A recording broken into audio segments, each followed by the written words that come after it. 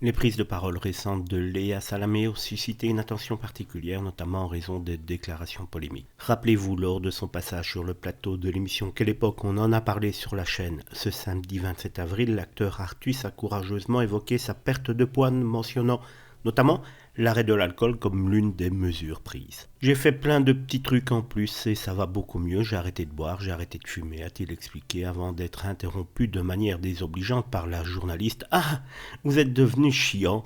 Non, mais je veux dire que vous n'êtes plus angoissé, mais vous êtes chiant.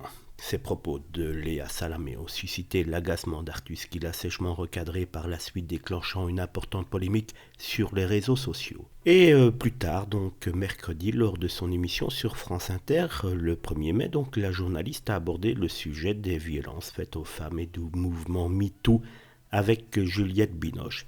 Elle a notamment déclaré à l'actrice oscarisée: vous étiez jeune comme d'autres, mais là où d'autres se sont laissés faire, vous avez mis les limites assez vite, avant d'ajouter que d'autres femmes ont également eu le courage de dire non face à des hommes insistants. Ces déclarations ont déclenché une forte réaction de nouveau sur les réseaux sociaux, avec notamment une journaliste évoquant l'inversion de la culpabilité utilisée par Léa Salamé.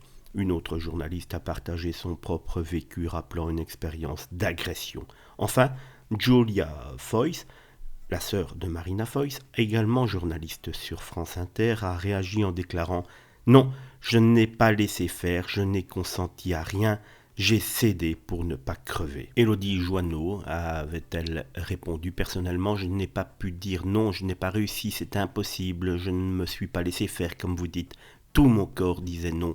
Avez-vous entendu parler de l'emprise, de la dissociation ou de la sidération, a-t-elle répondu. Emmanuelle Dancourt, elle, quand PPDA m'a agressé dans son bureau le 25 juin 2008, j'étais incapable de réagir. J'ai hurlé: Patrick, ouvre cette porte, mais je n'arrivais plus à bouger. Mon corps a fait ce qu'il a pu.